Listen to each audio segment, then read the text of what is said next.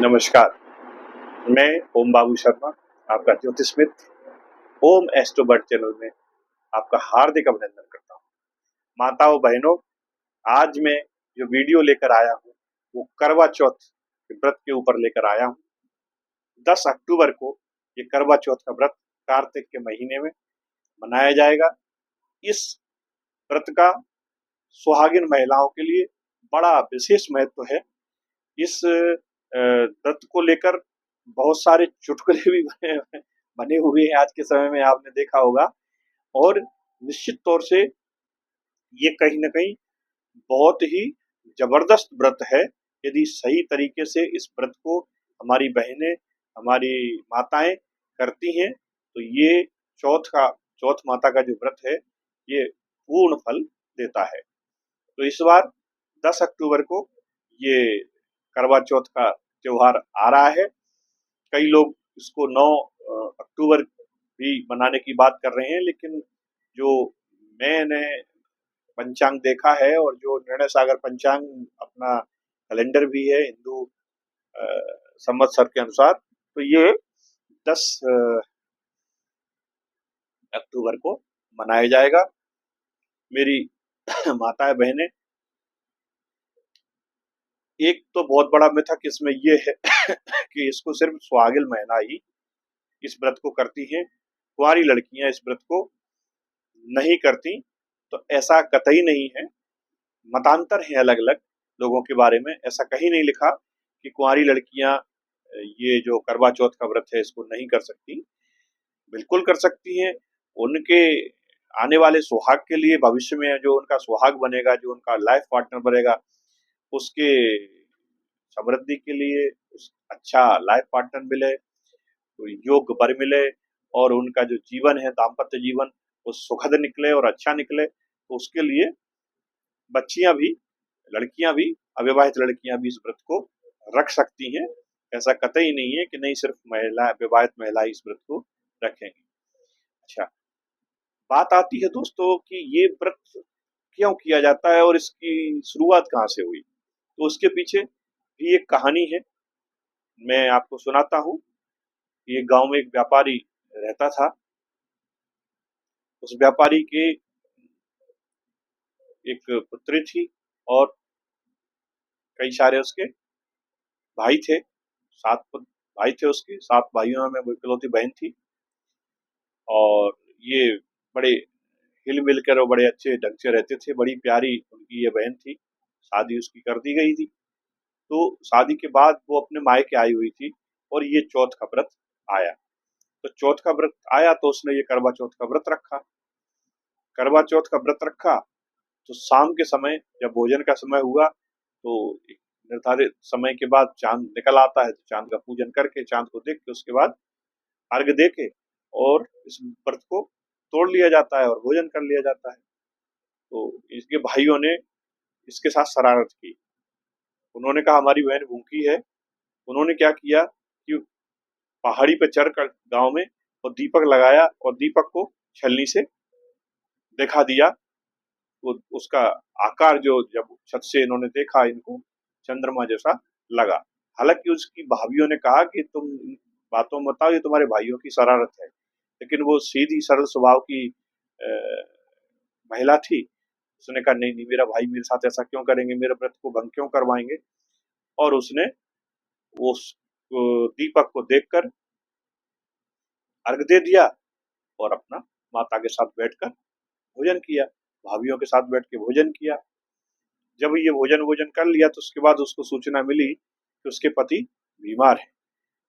और उसके पति बीमार है, इस बात की सूचना जैसे ही उसको मिली तो वो अपने ससुराल के लिए चल दी। उसकी माताजी ने कहा कि जहां भी आप जा रहे हो बेटा, रास्ते में सबको प्रणाम करते जाना, सबसे आशीर्वाद लेते हुए जाना। तो वो जब अपने ससुराल चली, पहले बहुत संसाधन तो नहीं होते थे, तो वो पैदल ही अपने ससुराल के लिए गई। तो रास्ते में जो भी बुजुर्ग लोग मिले, महिलाएं मिली, उसने सबसे प्रणाम किया, सबसे आशीर्वाद लिया। तो उसमें कुछ महिलाओं ने उसको सदा सुहागिन रहने का आशीर्वाद प्रदान किया। और जब वो अपने ससुराल पहुंची, उसको नहीं पता था कि उसके पति गुजर चुके हैं। जब वो अपने ससुराल पहुंची तो बाहर उसकी ननद मिली, तो उनके भी उसने चरण छुए, उनने भी उसको आशीर्वाद दिया कि सदा सुहागन रहो। लेकिन जब अंदर गई आंगन में देखती है कि उसके पति मरे पड़े हैं और अंतिम दर्शन के लिए इसी का इंतजार हो रहा है। बकाया सब जनता जनार्दन वहां इकट्ठी है, गांव के लोग सारे इकट्ठे हैं। तो वो लिपट कर रोई और उसने कहा कि ये कैसे हो गया, ये तो अनर्थ हो गया, अब मैं इनको नहीं ले जाने दूंगी। लेकिन जैसी परंपरा होती है कि जब आप मृत्यु हो जाती है तो सबको बहुत अधिक देर तक नहीं रखा जाता, क्योंकि बॉडी डिकम्पोज होने लगती है, उसमें से फिर स्मेल आने लगती है। जो हमारी जो शरीर के अंदर जो अमीनो प्रोटीन होती है वो अमीनो अम्ल में कन्वर्ट होने लगती है। तो बॉडी कुल मिला के डिहाइड्रेशन, सॉरी, डिकम्पोजिशन बॉडी का होने लगता है। तो वो उसको गांव वाले ले गए जिद करके, तो वो भी बोली मैं भी शमशान जाऊंगी, साथ में वो भी शमशान घाट गई। शमशान में जब वो उसको चिता तैयार करके जलाने लगे तो जिद पड़ गई कि नहीं, मैं नहीं जलाने दूंगी और मैं तो अपने पति को भगवान से जिंदा लेके रहूंगी। तो उसकी जिद के सामने गांव वालों को हार मानना पड़ी, क्योंकि शास्त्रों में कहा गया है, 3 प्रकार के हट बताए गए हैं, राजहट, बालहट और त्रियाहट। ये 3, राजहट मतलब राजा का की जिद, बालहट माने बच्चों की जिद, और इसी प्रकार से त्रियाहट माने स्त्री की जिद। तो ये तीनों जिद जो है बहुत खतरनाक होती हैं। अगर ये अपनी जिद पर अड़ जाएं तो इसके बड़े बड़े दुष्परिणाम इतिहास में देखने को मिले हैं। फॉर एग्जाम्पल जैसे मैं आपको बता दूं कि त्रियाहट में तो आपने केकई का सुना ही है कहानी कि केकई जिद पर अड़ गई और दशरथ जी से उन्होंने वरदान मांग लिए कि नहीं नहीं, राम को वनवास करिए और लक्ष्मण को गद्दी। तो रामायण पूरी आपके सामने है। महाभारत में आप देख लें, द्रौपदी ने जिद पकड़ ली, उसने हट कर ली कि मैं ये बाल अपने जब बांधूंगी जब इसमें दुर्योधन के लहू से इनको धो लूंगी। तो वो भी आपके सामने है। इसी प्रकार से राजहट भी आप देख लो, राज्य राजा भी, जैसे राजा ने कोई ने संकल्प ले लिया, जैसे महाराज भीष्म ने संकल्प लिया था कि मैं आजीवन ब्रह्मचारी रहूंगा, तो उनके वो आजीवन ब्रह्मचारी के संकल्प की वजह से कितना बड़ा महाभारत हो गया। और न तो वो उसको अम्बा को वापस लौट आते, ना वो इनको श्राप मिलता, और ना ही वो फिर अगले जन्म में शिखंडी बनती और शिखंडी बन के उसके बाद इनका भीष्म का, महाराज भीष्म पितामह का, उसी की वजह से भीष्म पितामह को मरना पड़ा, क्योंकि वो सामने अर्जुन के रथ पर खड़ी हो गई और उनने अपना संकल्प लिया हुआ था कि मैं किसी स्त्री पर हथियार नहीं चलाऊंगा। तो कुल मिला के ऐसी बालहट आप देखिए, बालहट में भी दुर्योधन का क्या था, जिद्दी तो थी कि मैं एक सुई की नोक के बराबर भी जगह नहीं दूंगा, परिणाम महाभारत के रूप में आपने देखा। तो इस प्रकार से त्रियाहट, राजहट और बालहट, ये 3 प्रकार के जो हट हैं ये बहुत खतरनाक होते हैं। तो वो जो सेठ जी की बच्ची थी, व्यापारी की बच्ची थी, उसने जिद करी कि नहीं, मैं तो अपने पति को नहीं जलाने दूंगी, मैं तो भगवान से इसके प्राण वापस लूंगी। तो गांव वालों ने उसके लिए वही कुटिया बना दी, पर्णकुटी के, ठीक है भैया तो इसमें रख और कर तपस्या। तो वो हर चौथ पर व्रत रखती और अर्घ देती और प्रार्थना करती चौथ माता से कि माता मेरा सुहाग वापस कर दो। तो इस प्रकार से वो निरंतर करती रही। जब कार्तिक का महीना आया तो कार्तिक के महीने में माता रानी उसकी इस तपस्या से प्रसन्न हुई और उसके पास आई। उसने उस दिन, चूंकि करवा चौथ का व्रत था, अपनी ननद को खबर भेजी कि आप मेरे लिए ना 16 श्रृंगार का सामान पूरा लेके आना, मैं आज जो है 16 श्रृंगार करूंगी और माता जी को भी की पूजा करूंगी। तो माता रानी आई, उन्होंने कहा कि भाई तेरे को तो पेट की ज्यादा चिंता थी, भूख ज्यादा थी, उसको भोजन की ज्यादा चिंता थी, स्वादिष्ट भोजन करने की, तुझे क्या अपनी पति की उम्र से लेना देना, प्राणों से लेना देना, क्यों जिद कर रही है? अब तो तू खा पकवान। तो बोली नहीं माता रानी, वैसे ऐसे मुझसे गलती हुई और मैं इसके लिए क्षमा प्रार्थी हूँ। उन्होंने कहा तू ये जो 16 श्रृंगार तेरे लेके मांगा, तूने अपने लिए मंगा, ये मुझे देगी? उसने कहा माता रानी मैं 16 श्रृंगार भी दूंगी, अपने प्राण भी दूंगी, लेकिन आप मेरे पति के प्राण वापस कर दो। तो माता रानी उसकी तपस्या से और उसके निवेदन से, अनुग्रह से खुश हुई और उन्होंने अपने आंखों से थोड़ा काजल लिया, अपने होठों से थोड़ा सा लाली ली, अपने माथे से थोड़ा सिंदूर लिया और उसके पति के ऊपर उन्होंने चढ़ाया और वो जिंदा हो गया।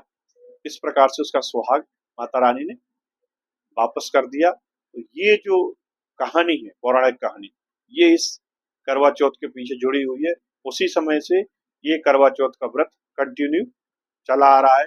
जो छठ पूजा होती है बिहार में और पूर्वी उत्तर प्रदेश में, आपने देखा होगा कहीं ना कहीं उसका भी कनेक्शन इसी प्रकार से है। वो भी छठ पूजा सुहाग के लिए करते हैं। तो इसके पूजन की विधि क्या है और कैसे इसको करना चाहिए, इस पर भी बहुत सारे वीडियो लोगों ने बनाए हुए हैं, लोग बनाते हैं। पर कॉमन सेंस आप समझिए, मैं कोई इसमें बहुत ज्यादा आपको अलग से नहीं बताऊंगा। जो पूजा सामग्री होती है वही पूजा सामग्री आपको रखना है। जैसे अक्षत है, रोरी है, नारियल है, पान है, बीड़ा है ना, लौंग है, इलायची है, थोड़ा सा खांड है, शक्कर है, बतासे है, नारियल है, गंगा जल है, 5 प्रकार की मिठाई, 5 प्रकार की मेवा, 5 प्रकार के फल, ये सब ये हर पूजा में लगते हैं, है ना। तो ये ऐसा विशेष नहीं है कि उसके बाद करवा आता है, वो करवा आप लेके आओ, सीके आती हैं बाजार से, आजकल तो सब रेडीमेड मिल जाता है। और जो जो 16 श्रृंगार का पूरा सामान आप उस दिन लेके आए माता बहने, और विधि विधान से पटा लगा के उस पर बढ़िया लाल कपड़ा बिछाकर और उस पर ये सब सामग्री को स्थापित करें। माता करवा का कैलेंडर भी आता है, माता करवा का चित्र भी आता है, माता करवा की तस्वीर भी आती है चौथ माता की। उसको लाएं और विधि विधान से उसकी पूजा करें। पहले बढ़िया गंगा जल से स्नान कराएं, उसके बाद उनको उनके 16 श्रृंगार करें, उनको भोग लगाएं, उनको मिठाई खिलाएं, उनको फल खिलाएं, उनको जो आपने व्यंजन बनाए हैं वो व्यंजन कराएं, और उसके बाद चांद को अर्घ दें। और तत्पश्चात आप जो है पूजा करने के बाद, विधि विधान के बाद, फिर अपने पति को भी प्रणाम करें और उनके हाथ से, अगर वो आपके पास हैं, उनके हाथ से आप पहला निवाला धारण करिए, और नहीं है तो आप साक्षी मान के चंद्रदेव को और अपना व्रत तोड़िए और भोजन करिए। उनकी कहानियां और कथाएं भी हैं, वो भी आप चाहो तो पढ़ सकते हो, सुन सकते हो, उससे भी आपको फल की प्राप्ति होती है। बस इस व्रत को लेकर बहुत सारे जोक्स भी हैं, चुटकुले भी हैं। इसका थोड़ा सा ध्यान करें, ऐसी कोई जिद अपने पतिदेव से ना करें, अपने लाइफ पार्टनर से ना करें जो कि वो आपकी पूरा करने में उसको तकलीफ हो। क्योंकि आपने अगर जिद करके कोई ऐसी गिफ्ट मांगी, ऐसा उपहार मांगा जो कि उसके पास नहीं है, वो किसी से कर्ज लेके और फिर आपको ला के उपहार देगा, तो ऐसा कतई नहीं करना है। क्योंकि कोई ऐसी बहुत जरूरी नहीं है कि जब तक कोई नया कपड़ा या नया गहना नहीं आएगा तो करवा चौथ का व्रत नहीं होगा। तो मेरा सभी माता बहनों से आग्रह है कि इस बात का ध्यान रखें। और वैसे तो नारी शक्ति